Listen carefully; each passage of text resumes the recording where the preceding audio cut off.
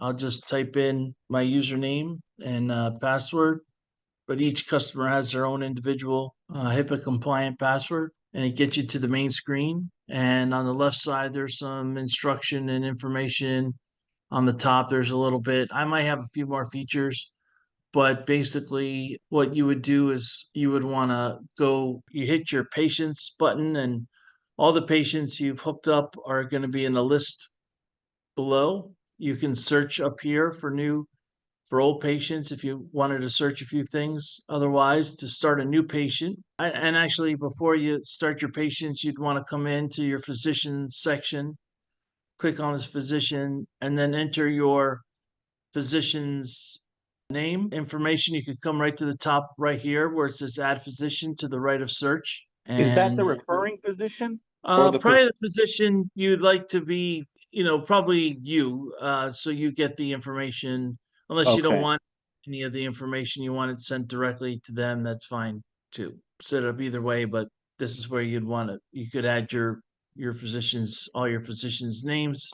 And then when you do go to ready to sign up a patient, you'll have a monitor in your hand. And you can either recall an old patient if you just highlight one particular patient, and on the very left you'll see a button that says new enrollment. But any test down here, any patient down here has had previous reports.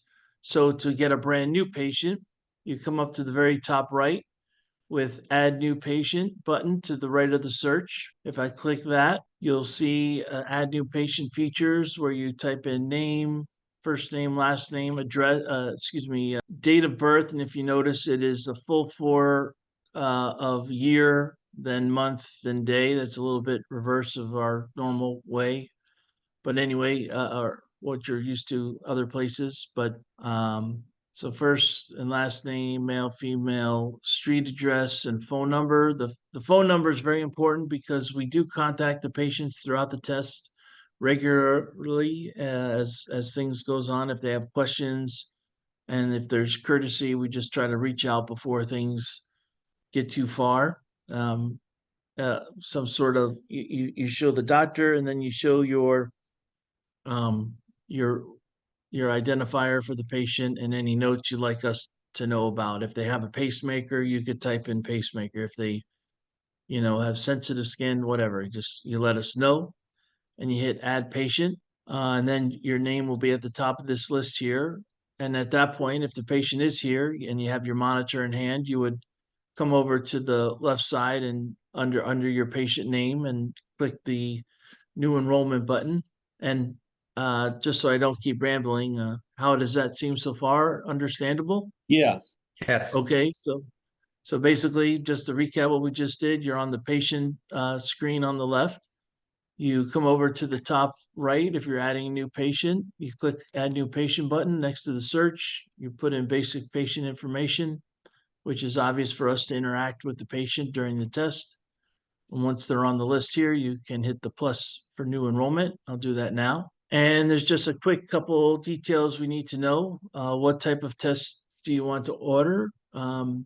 MCT and event are similar in operation. What it's basically due to insurance.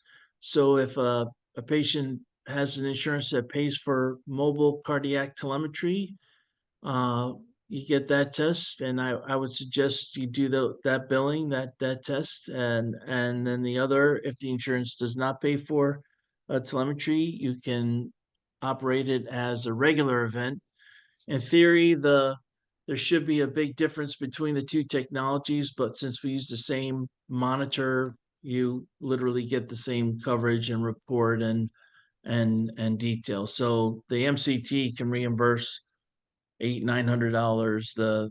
The event would reimburse $250-300, and it's a difference in technology. But as I just mentioned, since it is the same single monitor you'll be using, that you get all the benefits for either test you order. The Holter would be just for anything under 3 days, so 1 or 2 days only. Anything else is an event test. Any longer term test is an event test. So you would select your choice of what test. Then you would select the monitor you have in hand. Since I don't have a monitor on my list, basically it says, but you'll find your list of monitors below here. And then Those are pre-populated, or we have to add that ourselves? you should have those in there as already.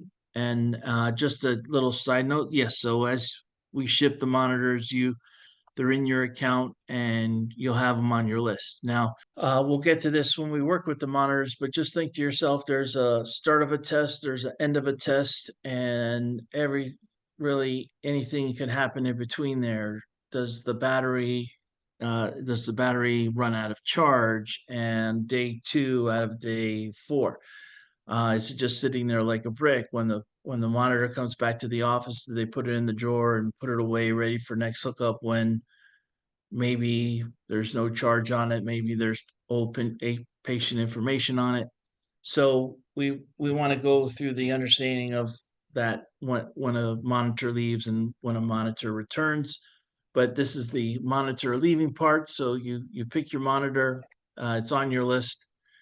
You pick your indication why. They're all preset here with the numbers. You can scroll through and find as many as you want. And then, of course, the next would be the test day, start day, and duration of days. So maybe it's 7 days. The bottom 2 check boxes are probably not necessary to use. That one, the COVID was just when we were sending monitors out from here to your patients directly. That was just, that was during that time period. And then at home enrollment meant that, we were sending them to your patients directly and returning the monitors to here. And we go through the whole cleaning and reset up process here. But since you guys are using them out of your own office, you will not need to hit these 2 buttons. So just to recap, pick your test, pick your monitor, what indication this is helpful, then they know how long the test is. Maybe the patient's coming in tomorrow and you want to set it up a day early. You can definitely change this to the 9th and you'll be ready to go for the next day. You'd hit the next button and it's not going to let me go any farther. But anyway, the point is, it's just a summary page and you hit OK and it's off and running. At that point, this information gets sent to the cloud, and where it is waiting for the monitor to go and gather that information and bring it back down to the monitor. So the monitor is at this point you have the monitor in hand. You walk to the clinical room and the patient's there waiting to have it put on. You take your 3 electrodes and you attach them to your patient's chest according to the diagram. It's all right there in front of you, and you give the patient several packets of electrodes so they have some to take off every day or 2 with a shower. Obviously, they're not going to wear it in the shower. We don't want to get it wet, but the point is that they're going to leave the office with the monitor on and some instructions. So it's very basic. If they have a symptom, they can press the event button, but they want to charge it for about either half an hour in the morning and at night, basically when they're doing their free time, and or 1 hour a day is fine if they're taking their shower at night. I just suggest sometimes in the morning too, because if they're going to work and maybe they don't want to carry a charging cord with them, they could just charge it up before they leave, and a half hour should get many hours away. As we cover that. What happens if an event happens while they're charging? So do they would potentially lose that data, correct? Right. We don't have them charge it while it's on their body. So that's why I said maybe they're taking their shower in the day, or they take it off for 15, 20 minutes, a half hour at one point. They're not going to be wearing the monitor at that time. So any chance they can get to plug it in and charge it, it's great, just because we want it when it is on, we want it recording and transmitting and sending. So The idea is now that the information is waiting for the monitor. They hooked it up on the patient. It's it's on the chest according to the diagram. You can teach them how to hit the event button. It's a little black button at the end of the monitor, and that goes that triggers the monitor to go look at the cloud and receive the data and bring it back down. And you're always connecting, so you'll always see like a blue, a green, or a red light, depending on different scenarios. But basically, blue means it's connecting and communicating with a tower. The green, it's related to the battery charge. That means we like it. And then obviously yellow and red are low battery and, drastic battery stage. So it doesn't hurt. The battery will last over 24 hours, but if maybe it runs low in the middle of the night, they're not going to know that. And then they just get up and leave or something, and now their battery shut off and they're not around the charger. So I just tell them maybe when they wake up or before they're leaving the house, because if they're in the house and they notice it turns red at 12 noon instead of 5 o'clock, it's no big deal. They can just charge it right there. If they're out and about, then that's when it'll run on low battery, and then we may not get any information for a while, and then we have a lot of low power strategies to help the monitor keep recording and spread that out as long as possible. But the point is, there's no reason why they can't have it pretty much charged all the time, as well as and not that big of a problem. And that's the same for your staff. Probably just have your staff leave them plugged in. So the idea is you gave the patient left, patient comes back after several days. You probably just want to train your staff to immediately go and plug it in and press the button to see the status of it, because they may have taken it off 2 days ago and the battery's been dead for 3. We obviously, well, we should not run into that scenario, because we would see that in the lab and know that it's not transmitting and interact with them to try to promote them to get it back on and get the recording going again. But let's just say the start of the test was 3 p.m. The end of the test is 3 p.m. and they dropped it off at 8 a.m. and they took it off last night because they wanted to take a shower and go out, or do something. So basically, it's been sitting there for over 12 hours with no battery, and maybe it's been recording for part of that, flat lines. So, and then when it was returned to you, it was completely out of charge. So now if your staff is trained to grab it and plug it in, and hopefully not have to send it right back out again, right? The pressure of the transport between 2 patients. So it's charged, that it's been transmitted and cleared, and it's ready for a new patient. You'll be able to come in and see that the monitor is in that list, ready to be used again. For example, on active studies, you should not see that monitor still on this list. So, and then release the monitors. We do have this ability to release the monitors. So, for example, if you did have another scenarios where, let's just say they live in a very bad cell phone transmission area, no fear, the monitor will continue to record all the data. We won't get the same 24-hour coverage, but you will get all the data as if it was a halter per se. So now they come back, you get the monitor.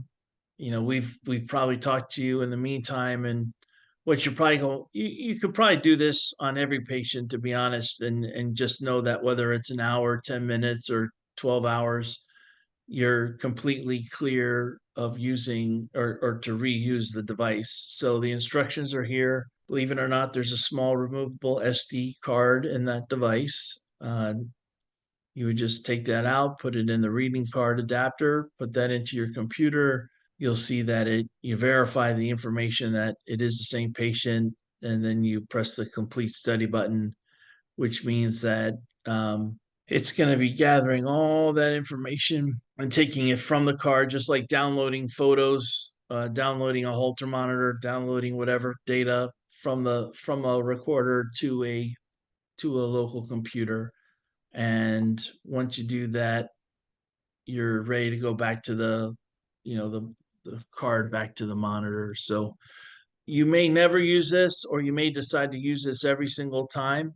If we learn that you have some areas with your patients not having great cell transmissions, I would suggest doing this every time. If you do your first couple of monitors and they're very smooth and there's transmitting and they come back when they do and everything works fine, great. If you want to do it anyway, great. So it's here to basically make everything work on your side as smoothly as possible. And as for the monitor, again, it's just a start and an end procedure. Always have it plugged in when it's not being used. Really, it's just the event button, and charging it is really all the patient's responsible for. Like, it should last 24 hours of battery, but there's a chance that it might run out early if they're in bad cell areas, and the cell, just like any cell, is constantly trying to reconnect, but it will continue to record the data. So what kind of questions, since I just rambled on pretty hard there, so for this interaction, anything, your list is all here down for all the patients you've ever done. And I just have a question to clarify. So once we've entered the patient in the website and we put in the date that it's going to start, when we hook the monitor up to the patient, click it into the electrodes, do we have to push anything to start it, or it'll automatically start, or what? Yeah, it's pretty much automatically always looking for a connection, looking for instruction. But I like to tell the staff to press that event button, which is a black button at Press the the end of the black monitor. button. Okay. Yeah, because that will trigger the monitor to send a message to the cloud, and if they're not connected yet, it will receive that information that, hey, there's a new test starting, and bring that patient information back to the monitor. Okay. Okay, and you said that these last 24 hours, the charge does, right? Yes, I'm confident it'll last over 24 hours. I just know that with life, you get caught without the charger. So, and it's not the end of the world. It just makes life easier if they, maybe when they come home from work or before they go to bed or while they're taking their shower or eating dinner, they could just let it charge for a half hour or however long they're disposed of. And if they go to work and they're gone for 12 hours, you might as well charge it in the morning beforehand. Then your whatever cell connectivity, whatever is going on, you always have enough battery. And then my next question is, do you guys have any questions about the physical instrument or the physical setup on the patient? It's pretty self-explanatory if you just read the instructions on the package, but do you guys have any specifics on that? Yes. Are there specific electrodes that we have to use? I believe the ones you can obviously get them from us, but if you have distributors coming in, I'll send you guys a link. Okay. Yeah. Sounds good. Everything else sounds good. Pretty straightforward. Yeah. Okay, you'll Chris, see. do you have any ETA on that third unit? I believe it's already packed up, ready to go, but I will verify. So very quickly. Yes. Okay, great. So you guys just have Dr. Brownlee yell at me when if it doesn't come in like the next by Tuesday. If it's not there, just have him have him send me an angry email and I'll make sure it happens. Sounds good. Thank you. Thank you, guys. Okay, right. Anything else? And when we get the report back, what do we do then? Can we download, like we have a PAC system, like an EMR? Can we download that as a PDF, or how does that work? Right. Thank you. Sorry about that. So every day you can come in and you can click on your patient and a list of reports will be here. These are all old testing. Okay. So anyway, here's an example of a enrollment. You can view it. This one's been archived, but okay. So basically I'm in my report area and I clicked on one particular patient And as you can see, as time goes on, there's daily reports, well, not final reports, there's an enrollment form. If you ever wanted to go back and see, this is the data that we put in, palpitations and indication, how many days, and the signature line. Okay. So it's basically straightforward, but when we looked at the enrollment, but you can see every day that it's on, there's a report generated, and then there's a full disclosure for that previous 24 hours available. So this would be a daily report, patient information, any symptoms. Maybe it's a boring day, they just get a min and max heart rate. If there are other particular exciting things, you'll see them every day generated after that 24-hour ends. So it's important that let's do it again. If you can still see that, right? Yeah. The daily, yeah. So every day the daily reports, and then eventually when the test ends, you'll have a final report. And then you could just download it. So for example, if you wanted to download a report, you could hit the down arrow over here and it'll download to your local computer. And then at that point, you could just point it to your share folder, and then you'll have that report ready to be put in your EMR as a PDF. Okay. And if we put the physician, their email in there, like the referring physician or primary care physician, will that automatically get emailed to them? Well, that's the thing with your scenario. You may want to have we could have the reports emailed to them if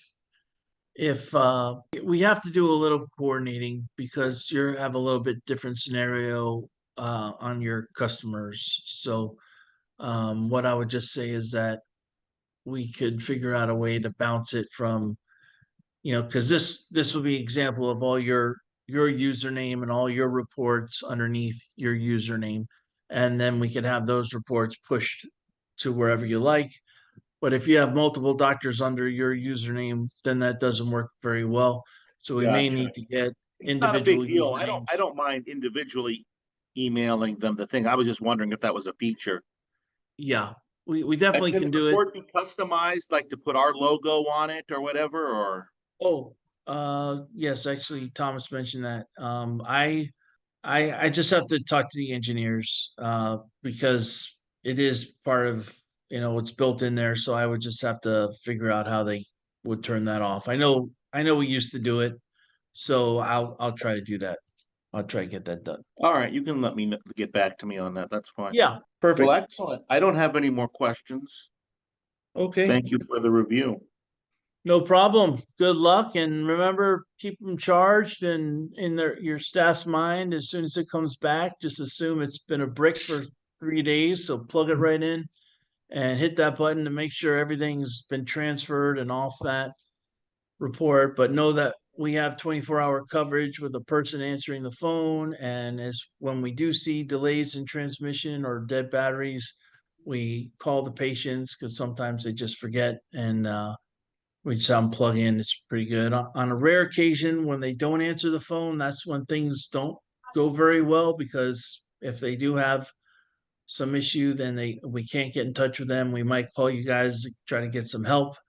Maybe whatever reason is they're not answering. And so if time goes on and we never talk to them, then, obviously then we don't have a great report. So we're always looking for help, but we really probably, the idea is that you order the tests, send them on their way, and that's all you'd have to do. We take care of the rest. That's the ideal operation. Excellent. Okay.